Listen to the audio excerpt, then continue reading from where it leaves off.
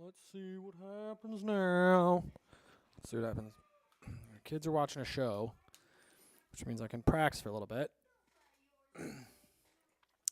So, let's see. Basically, all right.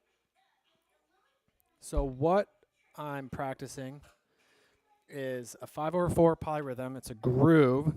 I can make this a little bigger so you can see it. Boink. So basically what it is it's a simple 4/4 groove that's got, it's just, this is on every chord note, 16 notes, so it's one. Just do that. And then the polyrhythm comes in, even though it's in 4/4, because on the ride it's playing 16th notes, but it's playing 3 of every 5. So it's 1, 2, 3, dun, dun, dun, dun, dun, dun, dun, dun, dun, dun, dun, dun. You know what I mean? So it's playing every 5 basically, which is where the polyrhythm comes in. So then you have to play it in 5/4, because if you do the math, that's what it takes to round for it to come back on 1. And then how I came up with it is just, I don't know, polyrhythms are kind of tricky. They sound cool, but they're fun to practice because of the fact that it permutates patterns just based on how they're designed, I guess. I don't know. They just automatically permutate patterns. And what I mean by that is, like, a permutation is if you have one E and like a 16th note. Oh, wait. Let me put this back down. All right. So, all right. Okay, so how I came up with that, I'll start over. Okay, so how I came up with that is, first of all, polyrhythms are interesting. They're fun to play, but also they permutate patterns just because that's kind of the nature of polyrhythms in general. What I mean by permutations, if you don't know, that's a great way, no matter what the pattern is, to create coordination. And basically, if I have one E and like that, if I wanted to permutate a pattern, like I could do my kick and I could go 1 E and 2 E and 3 E. Okay, the permutation would be to take that pattern and just move it. So it's 1 E and 2 E and 3 E and then you move it again as you permutate it. 1 E and 2 E and then the last one would be 1 E and 1, 2. So that's how you could develop a lot of coordination, is through permutating a pattern. And if you look at polyrhythms, they naturally permutate. So if you look at just the 1, for example, on what I'm practicing, if you look at just 1, which is up there, the 1, the pattern, if you look on the 1 in each measure, which is right here, can I zoom in on it? Can I zoom in? No, maybe not. Maybe I can't zoom in on it. Oh, yeah, I can. So look at the 1, you got, right there you have 1 E and 1 E and. If I go to the next one, it's already permutated because it's, the pattern's moving. Then if I go down here to the next one, it's permutating, so it's just, right? And then it keeps coming around. And now it's like boom, dun, and it comes around. And then the last one is boom, like that. So you can see how it's like just on this 1, from like 1 to and, how it permutates the pattern.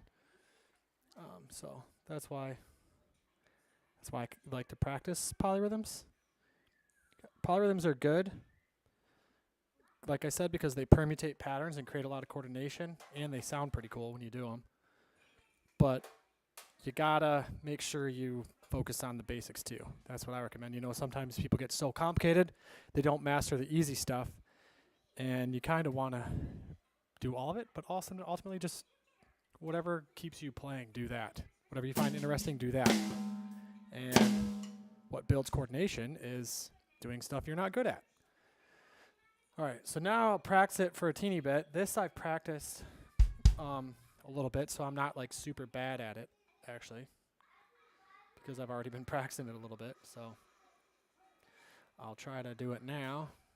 That's my. I don't think you can hear the metronome, so I'll practice it.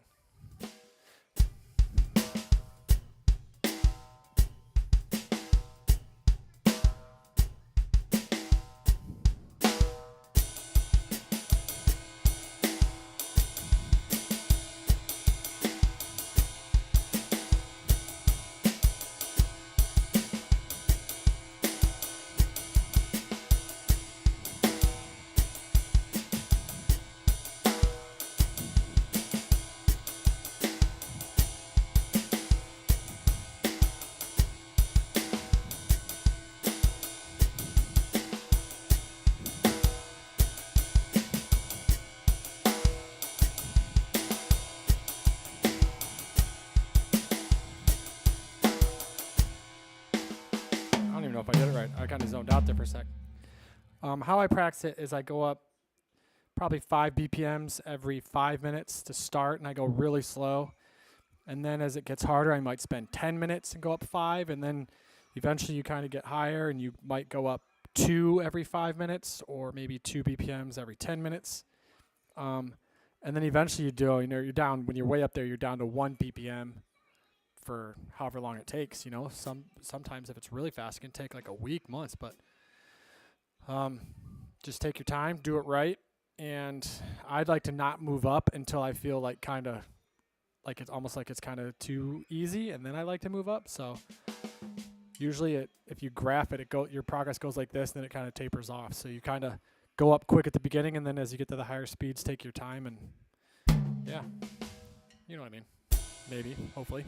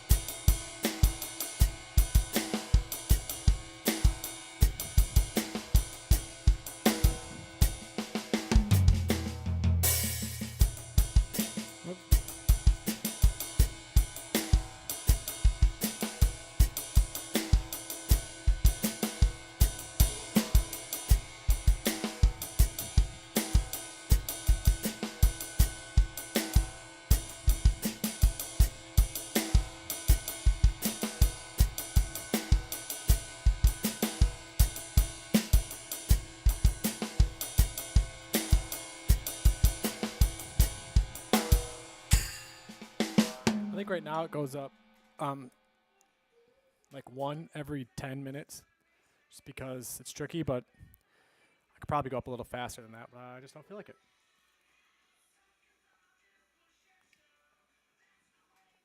Also, monsters are very bad for you.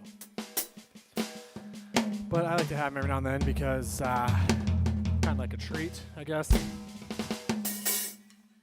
It's my treat.